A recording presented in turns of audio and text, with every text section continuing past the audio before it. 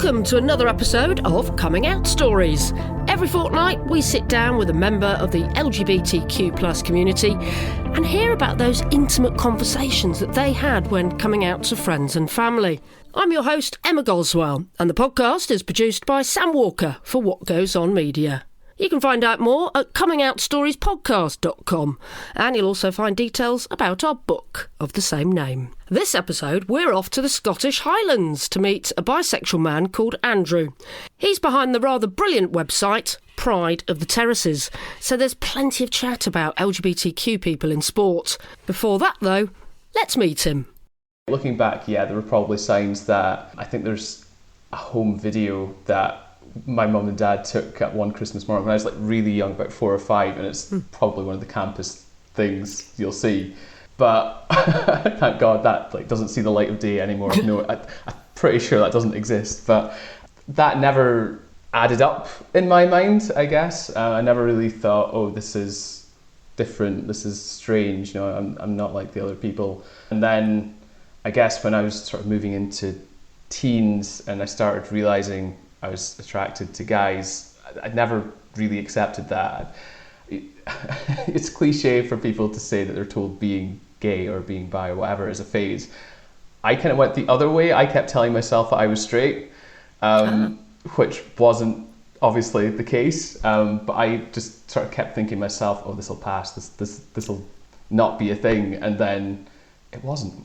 So you were telling yourself that it was a yes, phase rather than very your family? Much so. Yeah. Because I just always saw my future as being that sort of classic nuclear family, grow up, marry a woman, have kids, get a job, all that sort of stuff. I never really considered that there was any other possibility.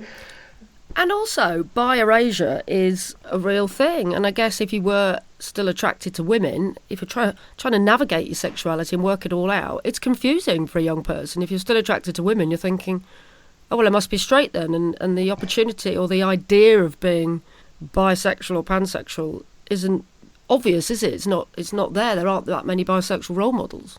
Yeah, absolutely. I think even now, to an extent, there really isn't that much visibility, and hopefully that's starting to change bit by bit. And I guess I didn't grow up that long ago. We're probably talking mid-noughties into the early 10s, but even then I couldn't tell you anybody that I could point to and say they're bi or they're pan. And I did have crushes on girls, so that's just what I thought. Okay, this is going to be how it goes forward. Looking back, I absolutely had crushes on guys as well. I just never registered that that's what they were. Yeah, it's difficult, I think, and bi-erasure is just this whole topic that, especially in the last sort of few months, with Heartstopper coming out and the whole Kit Connor scenario. Oh yes, so just remind people who was the star of Heartstopper, who was basically forced to come out on social media, which is horrific.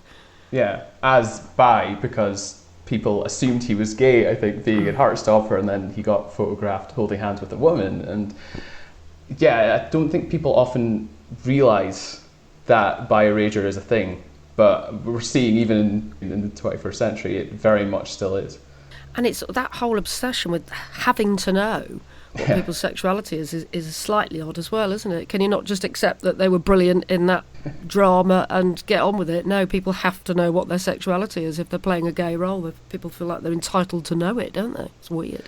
Yeah, and I can kind of see both sides in that, because I get the whole representation thing with, we want LGBT people playing LGBT roles to be able to bring their own experience to and all of that.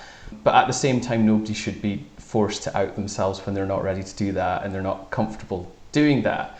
I've talked to a couple of friends about that particular case, and what I kind of come back to is that the progress that we've made with younger people and so many more people being accepting and knowing who they are so much earlier has actually put more pressure on people to know who they are earlier. And that's a world apart from even when I was growing up 10, 15 years ago. But seeing so many 15, 16-year-olds now just being able to live as they are without as many, I'm not going to say without any issue, I think that raises the expectation that other people of the same age also knows who they are, when that's not necessarily the case, as we've heard in your podcast. Yeah, no, I never thought about it like that, to be honest, but yeah. So back to you, Andrew. When We got quite big there, didn't we? yeah, we did. We went there. When did the penny drop then, and you thought, actually, I don't have to be completely straight. I don't have to be completely gay. I might be bisexual. Yeah, well, as I say, hindsight is 2020. I probably knew I was attracted to guys from 12, 13 years old, but I didn't really embrace that and accept that until I was, I think, 19, 20, something like that, which, again, hearing other stories on the podcast is going to be relatively early for some people, but that for me was still, 7 years, 8 years of kind of hiding that away. And it was only when I was at university and seeing other people sort of being their authentic selves that I kind of was like, oh, actually, this is okay. I mean, I did come across people, but I never knew that I'd come across people who were LGBT. It was one of those, again, it never really registered in my mind that, oh, yeah, of course, there's them. And looking back, yeah, there were quite a few people that I was around or that I knew of, or even extended family. But they weren't out then, or they weren't obvious? I think some were, some weren't. People that were sort of around my age and my classes at school, that sort of thing, weren't out as far as I know. But I now know either from social media updates or just from talking to people that they are LGBT. There's one, I know that one of my cousins was openly gay at that point, but we weren't, my family aren't particularly close with sort of the extended family. So I kind of always knew that was a thing, but never really clicked that, oh yeah, of course, they're lesbian. So I have this visibility, I have this representation. So remind us where you were growing up. I grew up in a small town called Fraserburgh, which, because I'm assuming the vast majority of people will never have heard of it, is about an hour north of Aberdeen in the northeast of Scotland. So you're right up north. Right up north, yeah. We've already discussed how cold it is compared to Manchester even this morning. You've been up to -2 this morning. Oof. But what is it like to be gay in that part of Scotland? I mean, I know Scotland has very progressive laws. They had marriage equality before England. And I assume it's quite easy to be gay in Scotland. But is that the same across the country? Is that the same in rural areas where you were growing up?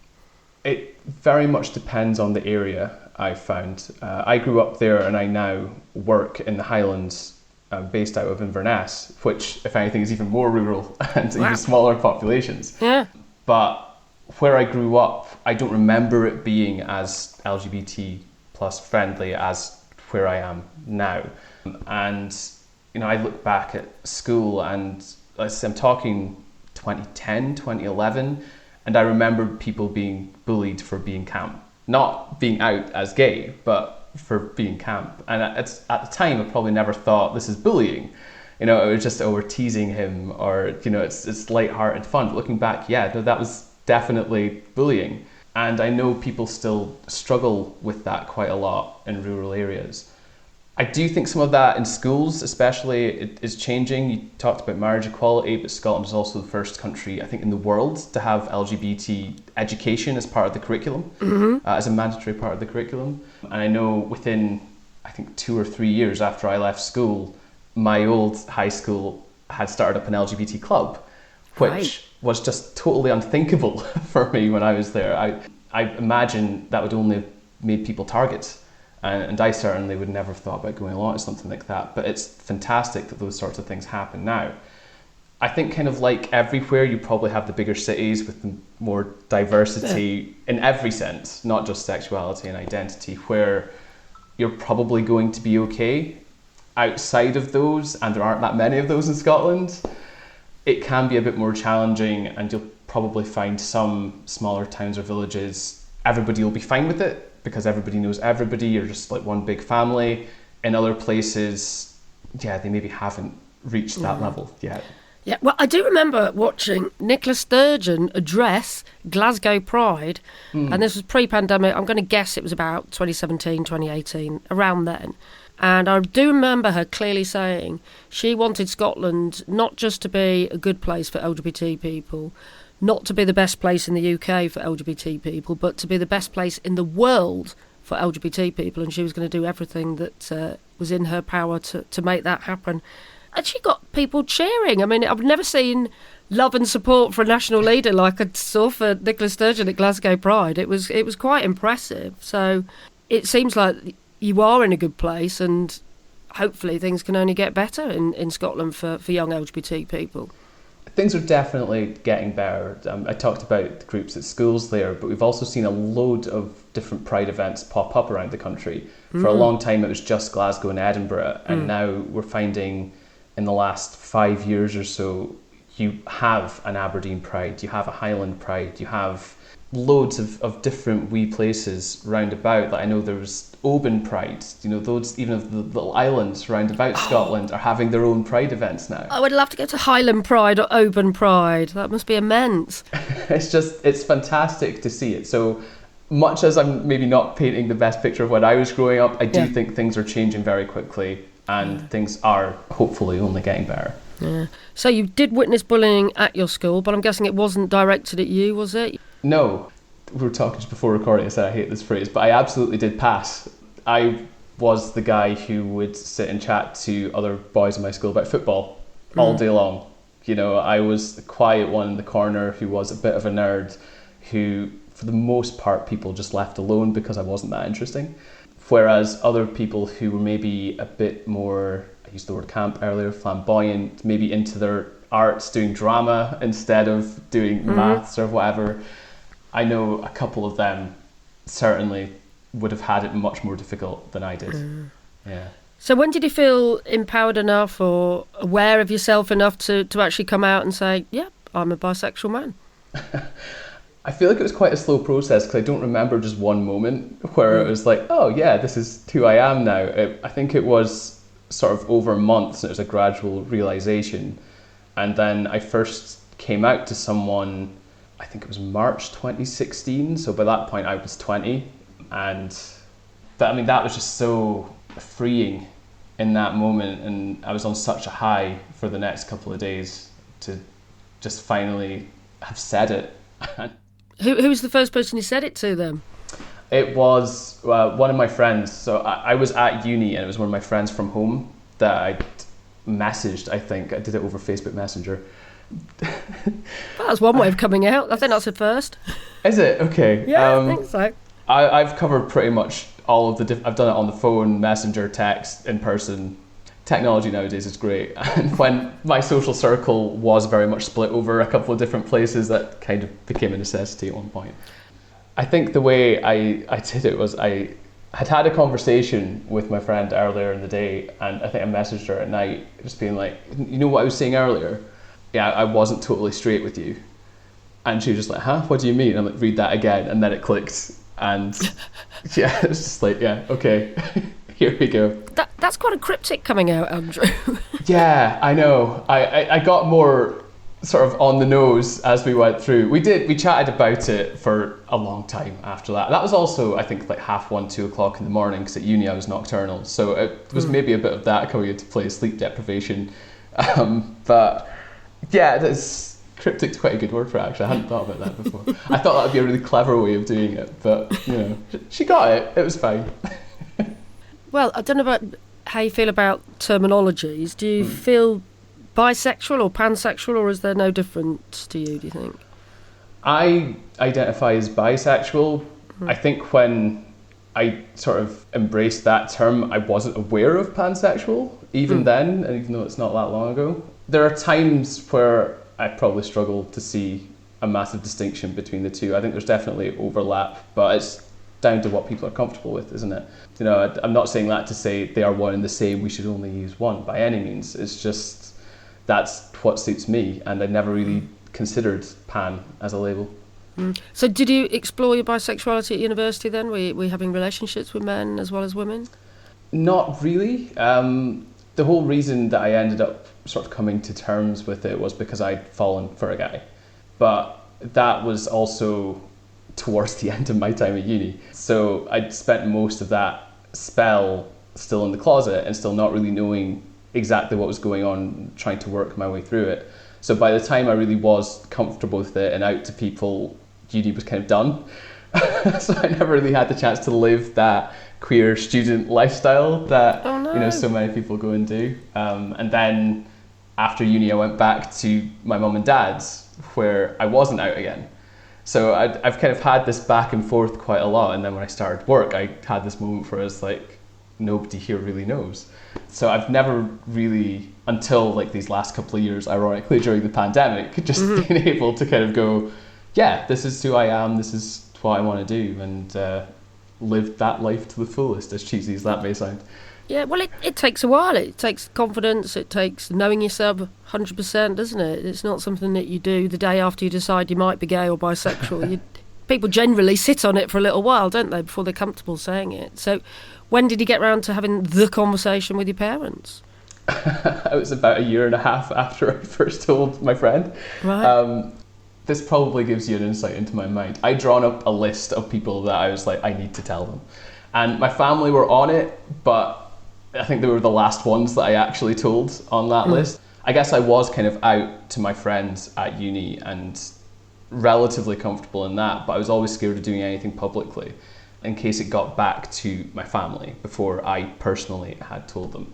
So it was right at the end of 2017, and I probably have to give you a bit of context here because 2017 was, in my mind, an absolutely awful year. Okay.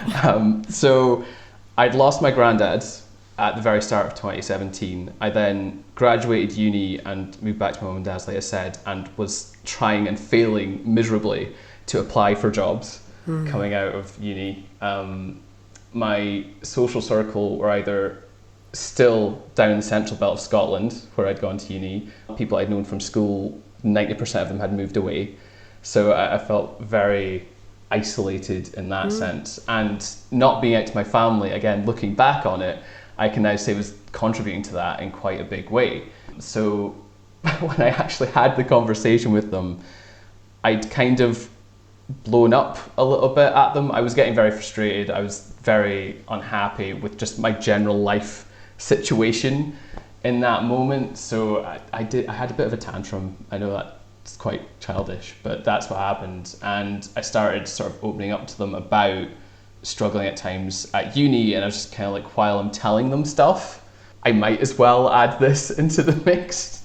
Yeah. It was very much just a spur of the moment thing. Oh, well, I'm here now, I might as well just add this other thing on. And what was the reaction? Exactly what I had expected. So there's my mum, my dad, and my brother. And my mum got quite emotional and said she thought it had been very brave, which I didn't expect her to have any sort of issue with it at all.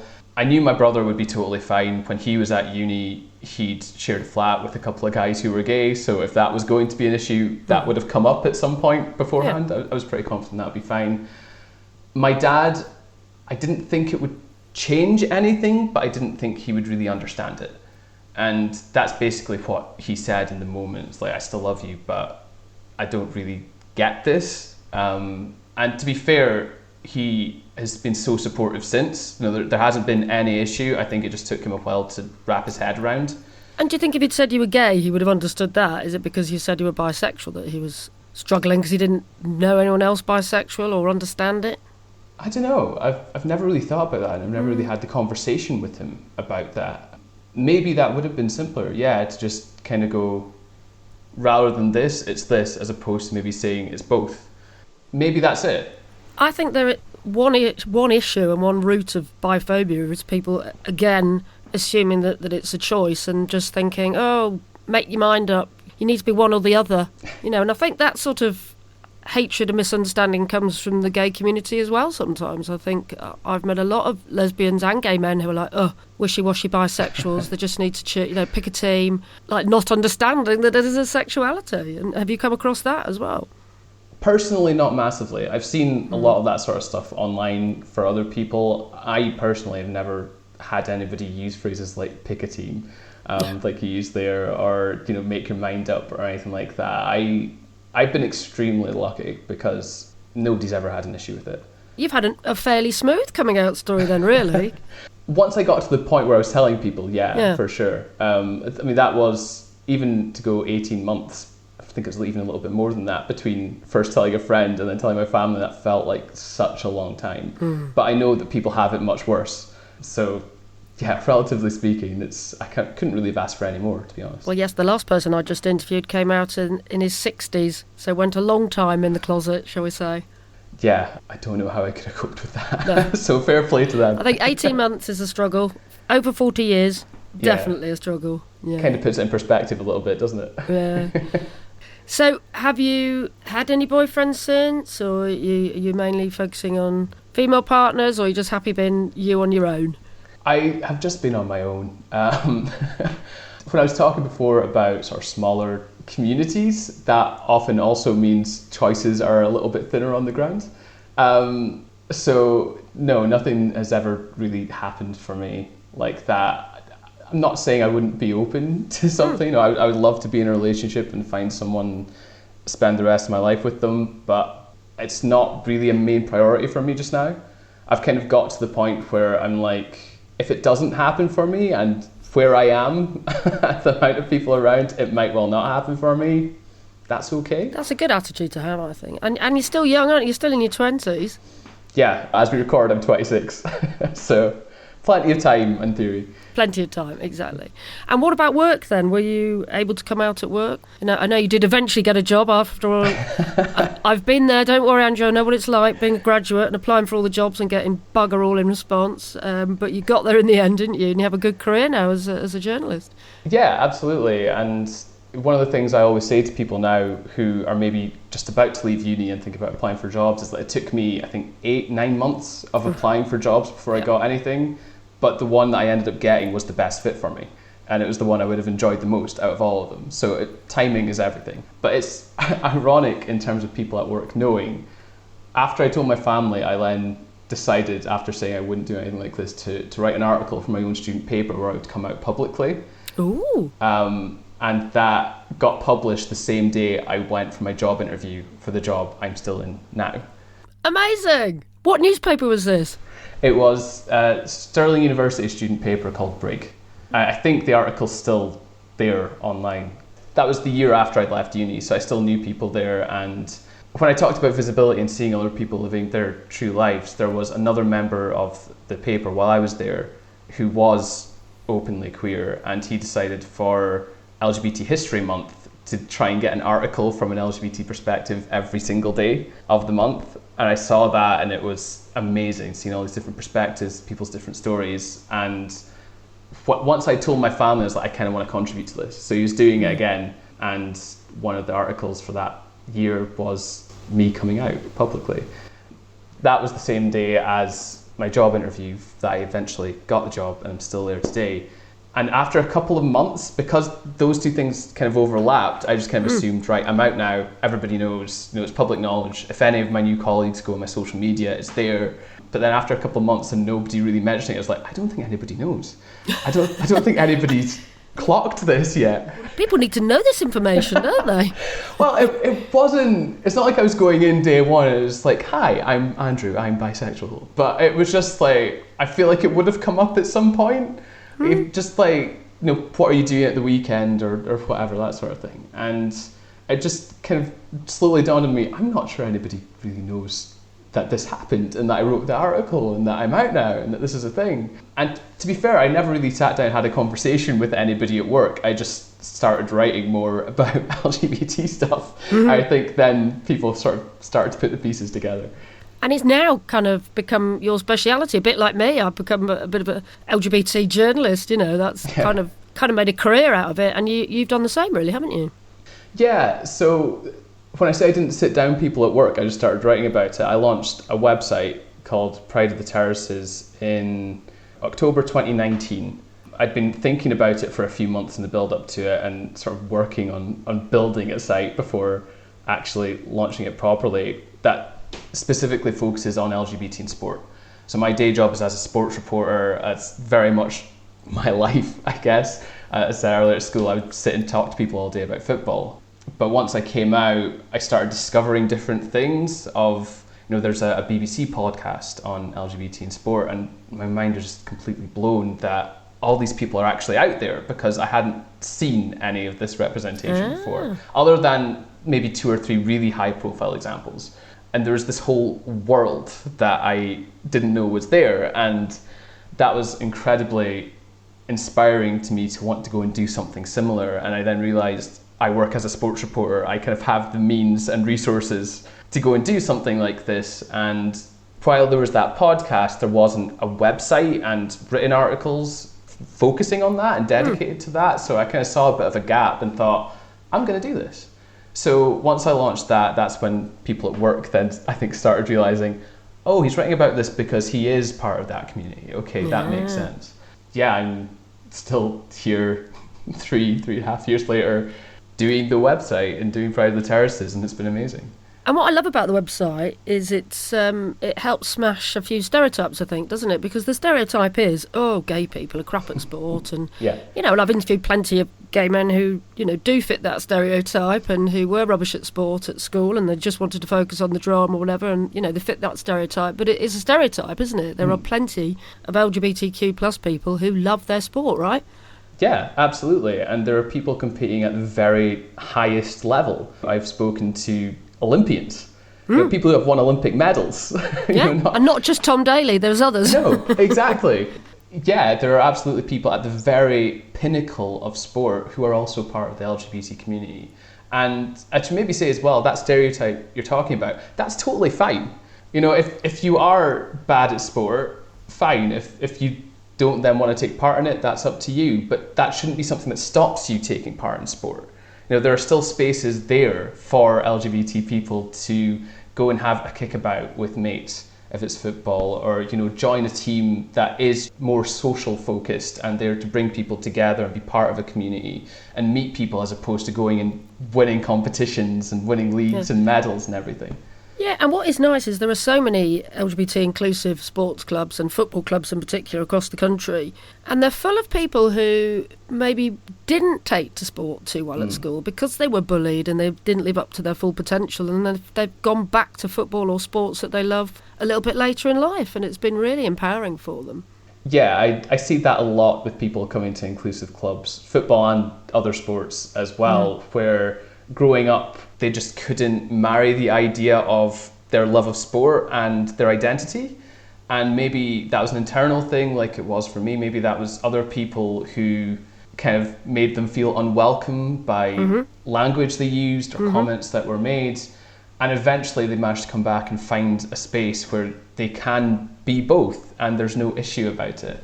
That is, again, I used the word inspiring before, but it's so amazing to see all of these people now coming back into sport and being able to enjoy it and not have to worry about getting picked on or getting bullied or even getting attacked sometimes. It's kind of revolutionary in a way. And it's interesting that we are having this conversation on the day that England will play their first game in the World Cup in Qatar, a competition that a lot of LGBTQ people, myself included, will be boycotting because of Qatar's record of human rights or lack thereof. But so maybe it's worth just having a quick conversation about why mainstream male football is so homophobic and so difficult for people to come out in. I mean, it's just a scary place for some reason, isn't it?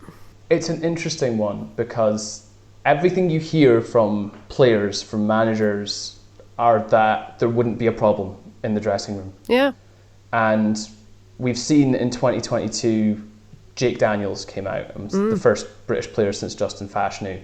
In Scotland, up here, we've had a couple of referees come out. We had Xander Murray become the first Scottish men's player ever to come out. So the evidence that we've seen doesn't actually really tally up with saying men's football is very homophobic, and yet the culture clearly is there that it's not a welcoming place. Otherwise, we'd have more than one player in the English leagues, that we'd have more than one player in the Scottish system. So I think that speaks more to a historical thing and more of a culture that's been embedded over decades, since the very start of organised football. And I don't like to blame the fans, and that's not what I'm trying to do, but you do sometimes hear homophobic chants from the crowd. You do see the abuse that players get in stadiums, on social media. And I think that's probably the bigger factor right now than football not being ready for a gay footballer, because I think we've seen in the UK and in other countries, like Josh Cavallo came out in Australia in 2021, that actually that's probably not going to be an issue within teams. So it's then down to what other factors there are. No. And I guess that's partly why I wanted to do your website as well, because it's about having pride on the terraces, isn't it? Yeah. It's about having LGBT people at events as well as being on the pitch and feeling included. Yeah, 100%. I mean, I started up the website. I probably give a different answer to everybody every time they ask me why it happened, because there's so many different things that came into play. One of them being in 2019, there were quite a few incidents, I'll say, some of them homophobic, some of them just affecting the LGBT community. Like, I don't know if you'll remember this, but there was the gay footballer on Twitter who claimed to be a second-tier player in England who was going to come out. That's right, yes, I do remember this, yeah. And I think the day before that he was supposed to reveal his identity or something like that, the account shut down and couldn't do it and was never really heard from again. Mm-hmm. We still don't really know for sure if that was a hoax or if that was actually a player who just didn't feel ready and didn't feel able to do it. But there was stuff like that happening and stuff in other sports. Like, I think there was a couple of things in cricket where Joe Root, who was England captain at the time, had said during a match in the West Indies, don't use it as an insult, there's nothing wrong with being gay, in response to something a West Indies player had said. Didn't he? Yeah. And there was an Australian player as well who had put up a post on Instagram, I think, saying that it was him and his boyfriend, and then backtracked later on saying it was just a joke. A bit like we saw in 2022 with Iker Casillas. So there's a few things like that, and it was like, actually, this isn't a laughing matter. You know, there is a real need for visibility here, for role models here, and at all levels of sport, not just in, you know, the English national teams and not just in the Premier League when it comes to football. And that's why I try, with Pride of the Terraces, to talk to people who have been Olympians and who are at the very top of their game, but also people who, like we talked about before, maybe were driven away from sport and have come back and joined an inclusive club, or just finding a way to do it at their local village team or whatever. Because all of those stories hopefully have some sort of impact and show that there is a place in sport for people. That's essentially what it all boils down to. That's what I wanted to achieve with it, just to show that it's possible. And if you don't think it is, here are all these other people doing it. Brilliant. Well, and finally, because I always like to ask people advice for other people coming out. I mean, maybe you might want to direct this at any male professional footballers who might be listening, who are in the closet. Advice for coming out as bisexual, maybe. Well, as I say, I've listened, I think, to every episode of Coming Out Stories, Emma, so I knew you were going to ask this. Dedication. Well done, Andrew. I got, once I came out, I was really fascinated by other people's coming out stories, so I'm a regular listener. But I've been thinking about this question, and I still haven't really been able to land on a simple answer for it. Well, I'm glad I asked you it then, because you were expecting it. You know the format. I think, because I also know before I had come out, I probably wouldn't have listened to much advice. I wouldn't have taken that on board. Yeah. So trying to think of something that's useful, but also, you know, has some actual meaning, that has been quite difficult for me. I think, even though it's maybe a bit cliche at this point, it would just be, it's probably going to be okay. It really is as simple as that. And, you know, if you are who you are, things will get better, and if other people don't accept that, that's their problem, not yours, and you're probably better off without them. You've probably heard that loads of different times, but that's really the simplest thing I could boil it down to. And even good advice if you are a Premiership footballer, you know, it probably will be all right. Yeah. You know, I'd never encourage people to come out before they're ready, but it probably will be all right. Yeah, there was a fantastic article, I think it was written a few years ago now, on Outsports, which is an American site on LGBT sport. And it was basically, when a male footballer at the top level does come out, what will their day look like? And it was just broken down. It's like, wake up at this time, go into training, do this, whatever. And I would love to know if any of the people who have come out since that was written, how similar their day was to that. Because it was basically just a standard, normal day. You Nothing's going to change. Yeah. Go into training, you know, you maybe have an extra meeting or two, like this is going to be announced at this time, this is going to be made public. But it's basically a case of turning off your phone, don't look at the reaction, at least for a while until you feel ready for it, and go about your life as normal. And I'd say every player in pretty much every sport I've talked to says it wouldn't be an issue in the dressing room. So I don't think there's any reason for people to be scared of that. And that's really what matters, isn't it?